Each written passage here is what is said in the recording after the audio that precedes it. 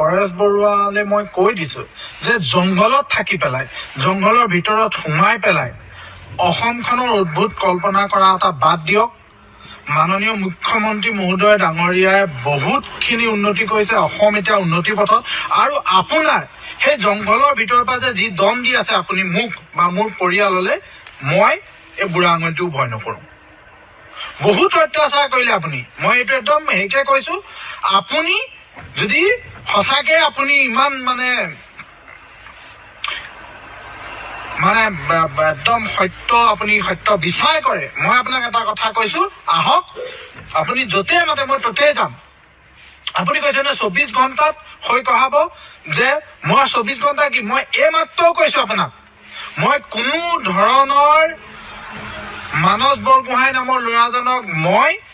চিনিও নাপাওঁ, কোনো ধৰণৰ তেনেকুৱা কামত মই জড়িতও নহওঁ। আৰু বাৰে বাৰে আপুনি জংঘলৰ ভিতৰত সোমাই ক'ৰবাত মানে বাহিৰৰ দেশৰ পৰা আপুনি যি দাবী ধমকি মোক দি আছে, সেইদৰে আপুনি বেলেগে ভয় কৰিব, মই ভয় নকৰোঁ। এইটো আপোনাক ক্লিয়াৰ কৰি দিছো। সেই দাবী ধমকি বাদ দিয়ক। এটা পৰ্যায়লৈকে এজন মানুহক ভয় খুৱাব পাৰে, বুজিছে নাই? আপোনাক বহুত আপুনি দাবী ধমকি দিলে, আপোনালোকক সন্মান কৰিছিলো। মই এইটো কথা কৈ দিছো, আপোনালোকক সন্মান কৰিছিলো আমি জন্মৰ পৰা আপোনালোকৰ সংগ্ৰাম। কিন্তু এতিয়া এটা কথা কৈছো, আপোনাৰ এই যি হাবিৰ ভিতৰৰ পৰা মোক ধমকি দি আছে, মই 24 ঘণ্টাত হেৰি কৰিম, আৰে হলেহে মই কিবা বেয়া কাম কৰিলেহে আপুনি ক'ব পাৰিব। কিন্তু আপুনি যি উচতনি দিছে, সেই উচতনিৰ পৰা আমাৰ যদি পৰিয়ালৰ কিবা হয়, মোৰ পৰিয়ালৰ কিবা এটা অনিষ্ট হয়, তাৰ বাবে সম্পূৰ্ণ জগৰীয়া। আপুনি যেনেকে মানে এই ধেমাজি শিশুসকলক হত্যা কৰিছিলে, তেনেদৰে বোম ব্লাষ্টৰ যোগেদি তাৰ বাবেও আপুনি সম্পূৰ্ণ জগৰীয়া হ'ব। মই আপোনাক এইটোৱে লাষ্ট বাৰ কৈ দিলো। এইটোৱে মোৰ লাষ্ট ভিডিঅ' মই ডিজিটেল মিডিয়া হওক ছ'চিয়েল মিডিয়ালৈ পঠাইছো। নিষিদ্ধ ঘোষিত সংগঠন আলফাৰ যি সৰ্বেসৰ্বা পৰেশ বৰুৱালে মই কৈছো যে তেওঁ যি লুকা ভাকু খেল খেলি পেলাই, যে মোক লগতে মোৰ পৰিয়ালৰ এনেধৰণে তেওঁ মাইণ্ড গেম খেলিছে, যাতে মানুহে গৈ মোৰ আৰু মোৰ পৰিয়ালক এটেক কৰক। আৰু এইটো এটা মানে যে মানুহে একেলগে মব লাঞ্চিং টাইপত কৰিবলৈ তেওঁ প্লেন কৰিছে। চ' মই এইটো বস্তু একদম ক্লিয়াৰ কৰি আপোনালোকক ক'বলৈ কৈছো, তেওঁ একদম এইটোত 100% ছাকচেছফুল হ'ল। যোৱা দুদিনত বাৰে বাৰে তেওঁ মোক এনেকুৱা কিছুমান মিছা অপবাদ দিছে, আৰু সেই মিছা অপবাদবোৰ ছ'চিয়েল মিডিয়াত ইজনতকৈ এজনে লিখি আছে। মোক ইঞ্জিনিয়াৰ নহয় বুলি কৈছে, মই চাকৰি নাই কৰা বুলি কৈছে, মই ৰৰ অফিচাৰ বুলি কৈছে, SBৰ অফিচাৰ বুলি কৈছে। ইয়াৰ যোগেদি কি হৈছে যে তেওঁ দেখাব খুজিছে যে মই অসমীয়া ল'ৰাক আলফালে মানে পঠাই পেলাই এজেণ্ট হিচাপে মই আলফা ধ্বংস কৰিব। আৰু মই এটা কথাই পৰেশ বৰুৱাক ক'ব খুজিছো, তেখেতক মই পৰেশ বৰুৱা বুলি কৈছো, সেইকাৰণে ক'ব খুজিছো, চাওক আপুনি এজন সাধাৰণ ল'ৰাক আৰু এটা গাঁৱৰ পৰিয়ালক আপুনি মানুহক ওচৰত, আজি আপোনাৰ মই ৰাতিপুৱা আপোনাৰ মানে টেলিফোনিক কল দেখিছো নিউজ চেনেললৈ, কি কৈছে যে আপোনালোকে মানস চলিয়াক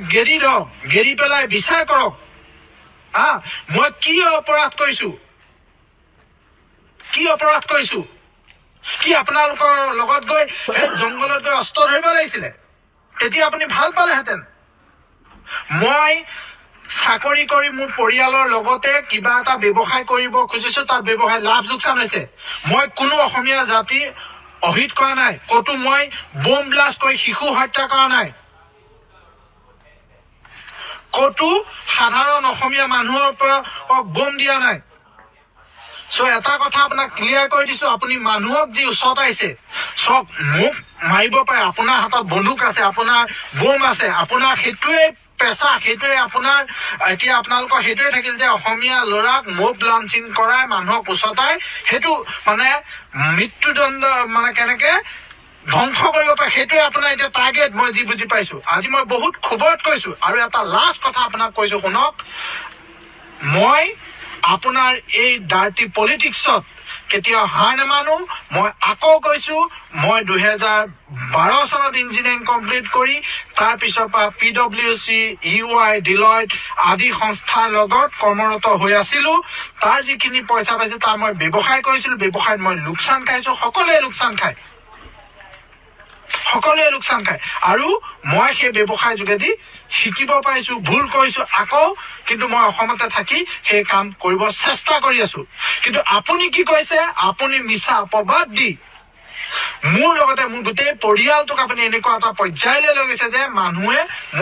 মোক লাঞ্চিং কৰিবলৈ উচতাই আছে আৰু আপুনিতো নিজে সশস্ত্ৰ অংগবাই কি দিছে মানে মোক কেনেকে গুলিয়াব হেতু মইতো সাকে প্ল্যান কৰিছে কাৰণ আপুনি এটো দেখাব খুজিছে যে এজন অফিচাৰ আৰু এজন SB জোনেল হেডক গুলিয়াই আমি হত্যা কৰিল হেতুলৈ আপুনি বাবা লগ হৈছে কিন্তু প্ৰকৃততে মই এজন সাধাৰণ যুৱক আপোনালোকক মই প্ৰত্যেকটো নিউজ চেনেলে মোৰ চেলাৰী স্লিপ পঠাই দিছো আপোনালোকে তাত মাৰি চাওক মোৰ PF পৰা পান কাৰ্ডৰ আধাৰ লিংক সকলো ওলাই আহিব এনেধৰণে মিছা অপবাদ দি এটা জীৱন এটা পৰিয়াল ধ্বংস কৰা যদি আপুনি সংগ্ৰাম কৰিব খুজিছে সেই সংগ্ৰামত মই থু পেলাই দিওঁ সেই সংগ্ৰামে আপুনি অসমীয়া জাতিটোক তললৈহে নিছে মিছা কথা কৈ আপোনাৰ এটা পাৱাৰ আছে বাবে আপোনাক এশজনে শুনে বাবে আপুনি সেই মিছা আশ্ৰয় লৈ কোনো বেছিক নোহোৱাকে আপুনি মোক অপৰাধী সজাইছে আৰু সেয়া সকলোৱে জানে অসম চৰকাৰেও জানে যে মই কোনো ধৰণৰ আৰক্ষী বিষয়া নহয় কোনো ধৰণৰ এজেন্ট নহয় আৰু মই লাষ্ট আপডেটটো আপোনালোকক এইটোৱে কৈছো আৰু মই কোনো ধৰণৰ আপডেট নিদো মই আকৌ এশবাৰ নদি কৈছো মই কোনো আৰক্ষী বিষয়া নহয় বা এজেন্ট নহয় যিদৰে পৰেশ বৰুৱাই মোৰ পৰিয়ালৰ প্ৰতি মানুহক মানে উচতনি দি আছে যদি কিবা হবলৈ হয় মোৰ পৰিয়ালৰ মানুহ কোনবা মোব লাঞ্চিং বা এনেকুৱা হেৰি হয় তেতিয়াহলে এই পৰেশ বৰুৱা নামৰ হাবিত লুকাই থকা এই নিষিদ্ধ ঘোষিত সংগঠনটোৰ মুৰব্বীজন হ'ব মই লাষ্ট অনুৰোধ কৰি পেলাই মোৰ লাইফটো সামৰণি মাৰিছো আকৌ কৈছো মই কোনো ধৰণৰ অফিচাৰ নহয় কোনো ধৰণৰ মানৱ বৰগোহাঁই নামৰ কোনো যুৱকক মই জীৱনত কাকো ট্ৰেইনিং দিয়া নাই আৰু ইয়াৰ ফলত যি মানসিক অত্যাচাৰ হৈছে সেই মানসিক মোৰ ছচিয়েলি যি সামাজিকভাৱে ধ্বংস কৰিছে এটা নিষিদ্ধ সংগঠনৰ মুৰব্বীয়ে আৰু তেওঁলোকৰ এই মানৱ বৰগোহাঁই কি তেওঁ সমাজ সংস্কাৰক নেকি তেওঁ কি কৰিছে তেওঁ মোক ধ্বংস কৰিছে তেওঁ মোক